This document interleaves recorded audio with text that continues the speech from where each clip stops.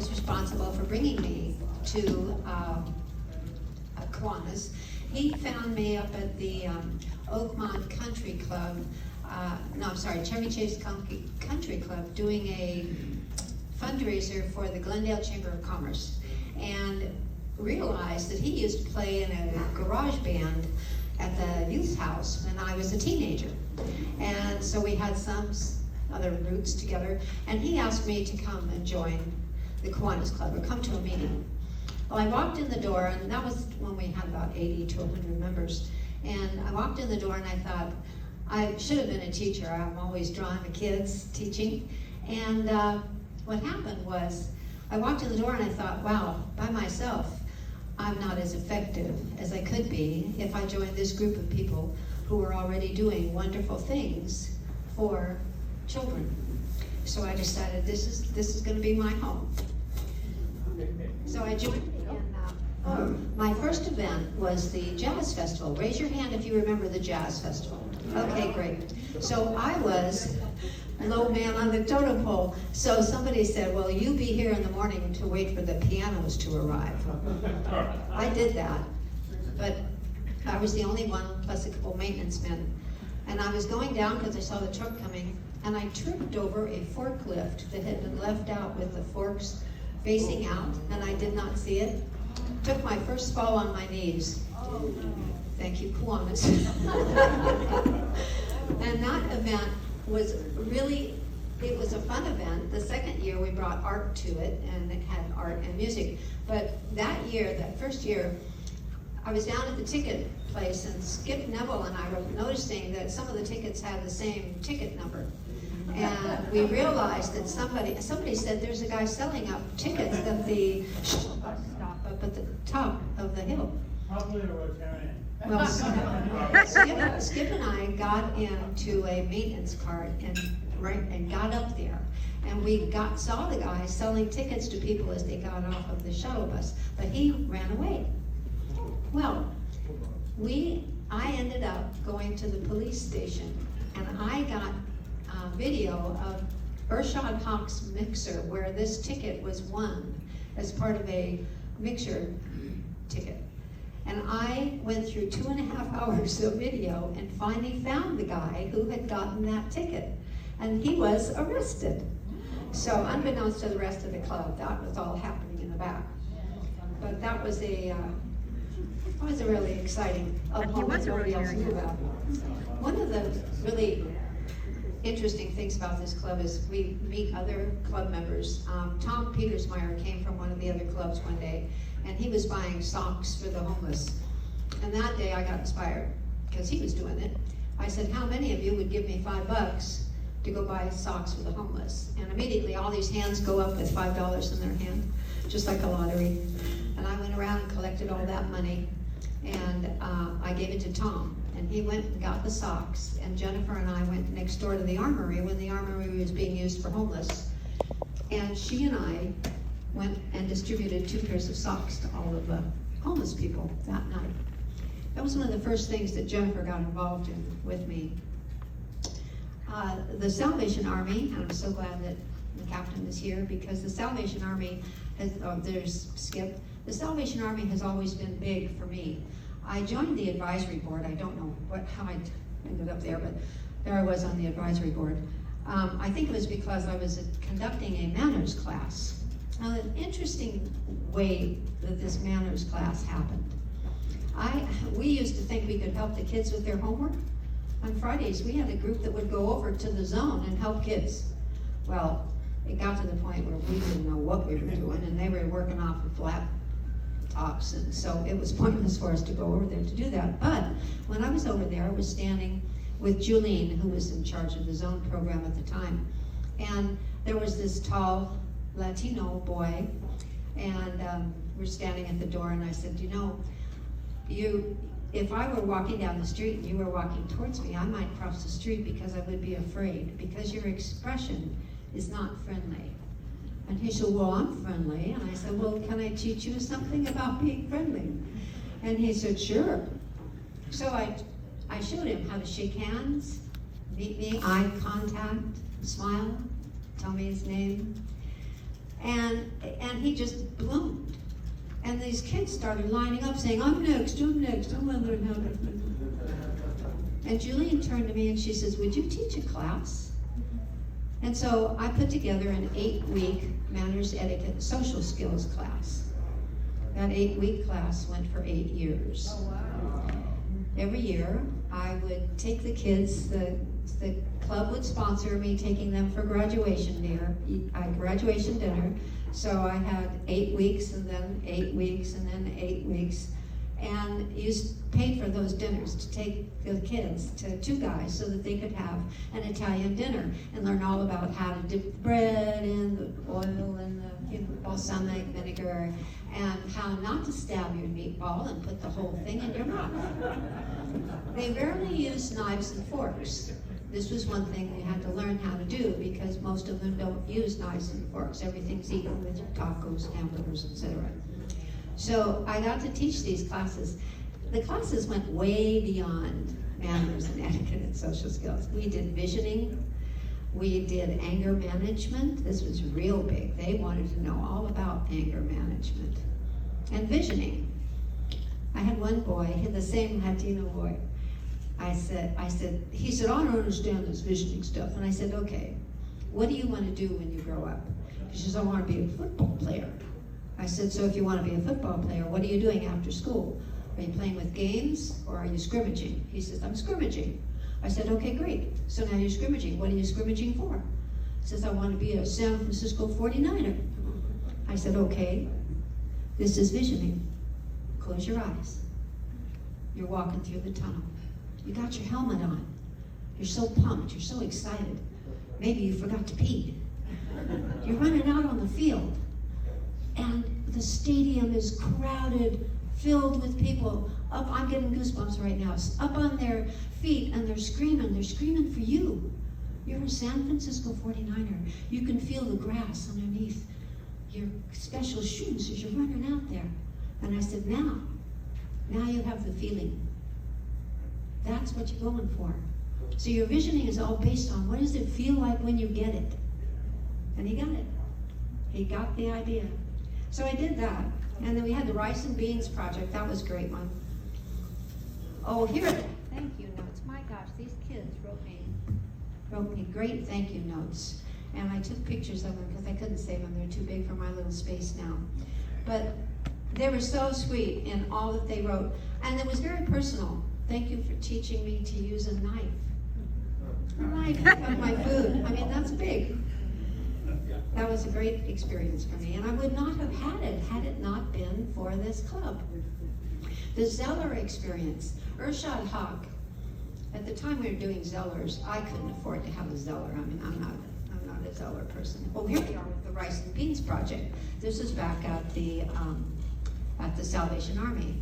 We had a great team of people who worked together. You see that large group of people? That wasn't even the whole club. That was only part of the club. Coming together to do this Rice and Brains project. I'm hoping, of course the pandemic really put a hole in a lot of people's plans, but I'm hoping that we can get back to a big project like that because that was really well done. Then the Zellers. I could not afford a Zeller. The Zeller cost money. People stepped up in this club because Marco said, Patricia should have a Zeller. She's working hard. She works hard for us. And sure enough, Paige, Marco, and Urshad got together and helped me get a Zeller. This is so much fun for me. Susie Dell started during her reign as president. She started started us in losing weight. And we went in the back room and she weighed us in the dark. Thank God. I went in there and there was nobody in there and I said, look it. I'm willing to do this, but first of all, I don't want to know what I weigh. And if you tell anybody, I'll have to kill you. She agreed. I lost maybe 19 pounds or something like that. And Nick, he lost 14. We were the winners. We were the biggest losers. I managed to keep going with my weight loss. Nick, I think he did really well. He's not doing so well right now, but I wish that he could have been here. But that was a really fun experience for us.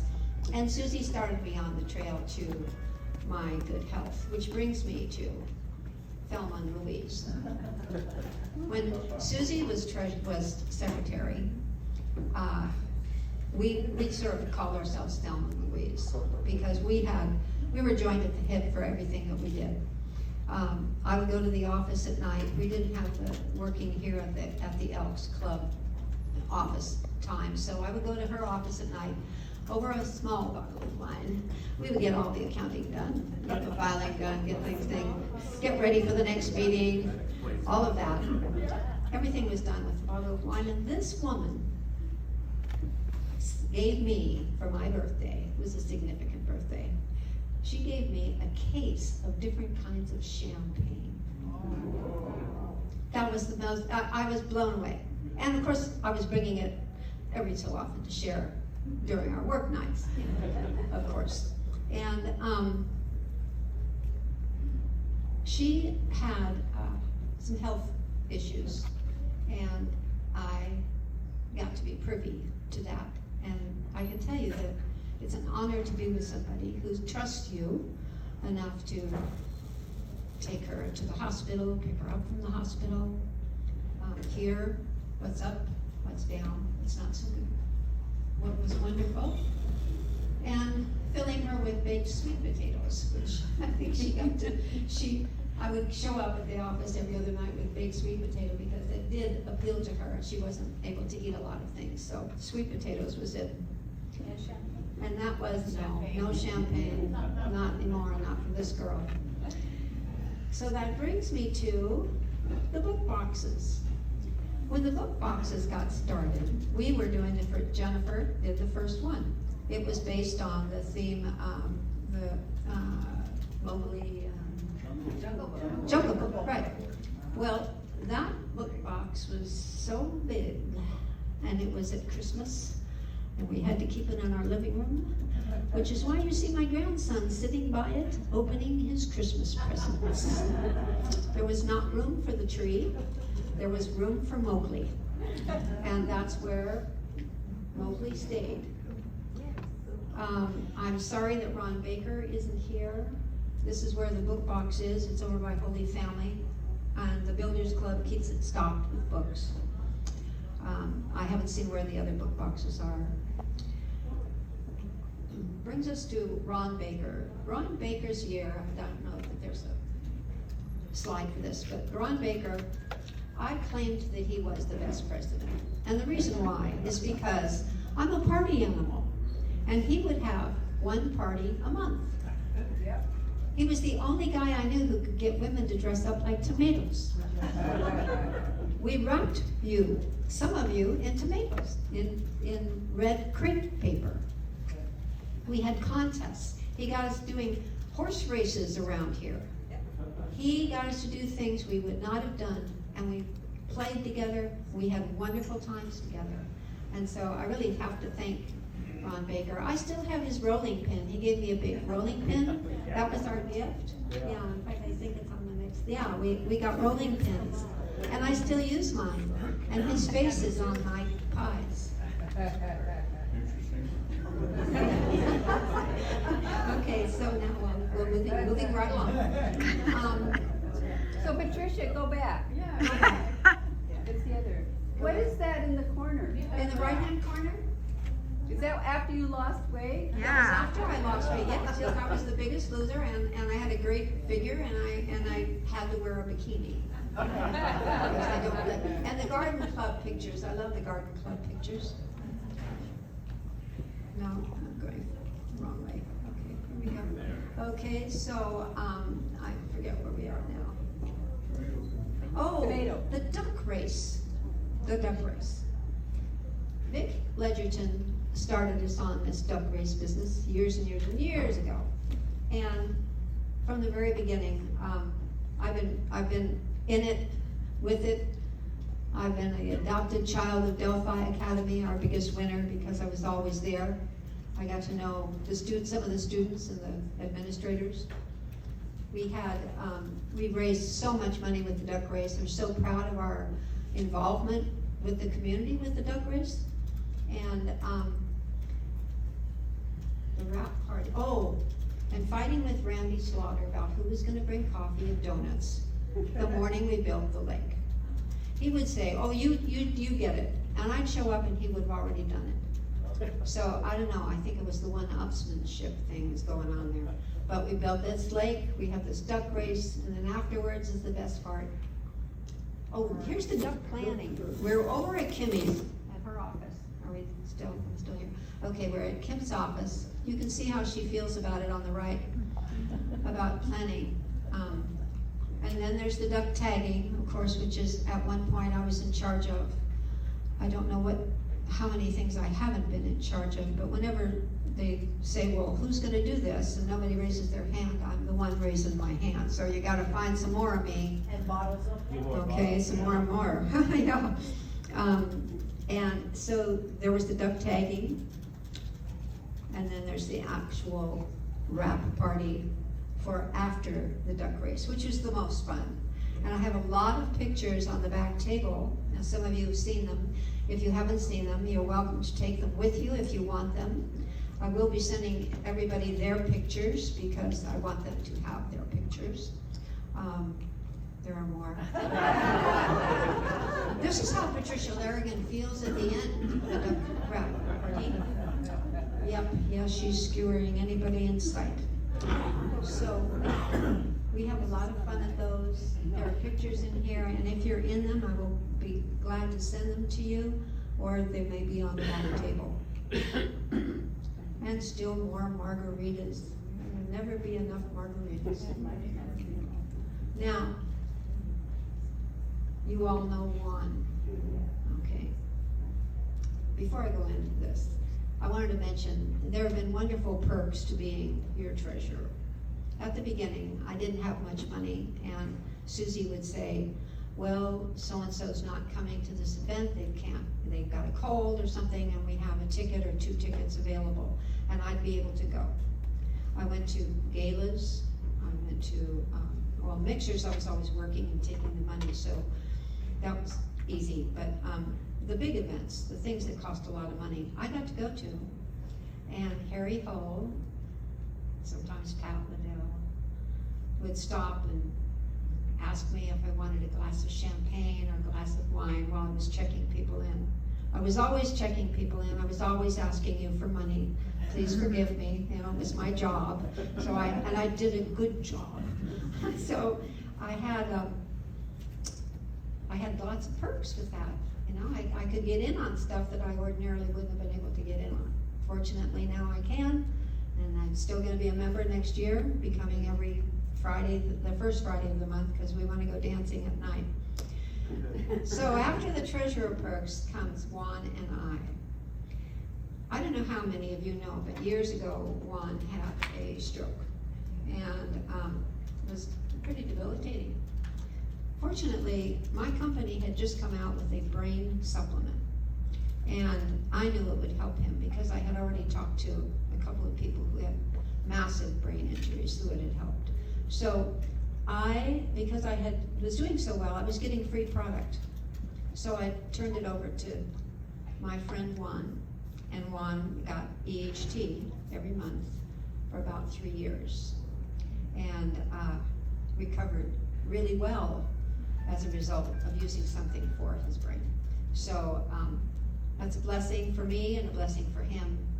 And I have to say that it's all your fault. I have a few thoughts. I don't know if you remember the thumbs up, thumbs down. I know you remember because you were the first one to give me a thumbs up. When you're in a discussion with anybody, a child, your partner, anyone of import, and you're getting into something, it can be something as simple as, I think I'd like Chinese for dinner tonight. And you turn to the wife and she goes, You don't have to get into any discussion. You can do something. We do this for movies. I get 10 minutes into a movie and I turn to Chris and I go, I don't have to tell him why. I don't have to discuss it. It's just thumbs up or thumbs down. It really eliminates a lot of bumps in the road. Let's see. How's my time? Good. I'm good? Okay. Make a list in your life every day. If any of you know me, this is my everyday list. Every day has a plan, right from exercising. Who taught you to list? My daughter taught me the list. I saw her doing a list, and I thought, my gosh, she gets so much done. I don't know if you follow her, but this girl is on fire. Acorn don't fall too far from the tree. That's right. So yes, the list has been a lifesaver for me because I keep lists of everything, and I can go back and find out what I did and didn't do, and it's really been helpful. And teaching your children to make lists because that will keep them on track. And so I have a last, let's see. Okay, this is what I want to say. Hurt people hurt others, but luckily healed people heal others. Safe people shelter others. Free spirits free others. Enlightened people illuminate others, and love always wins. So shine your light of love on all who may cross your path in life, because what you do matters. Thank you.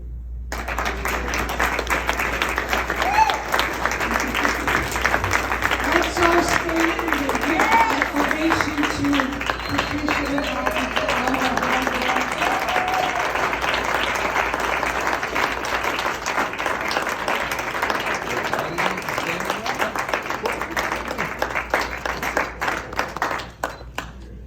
Oh, and by the way, I'm paying a fine for all of you being here, so it'll be $50. Woohoo! Okay, thank you, Patricia. That is an amazing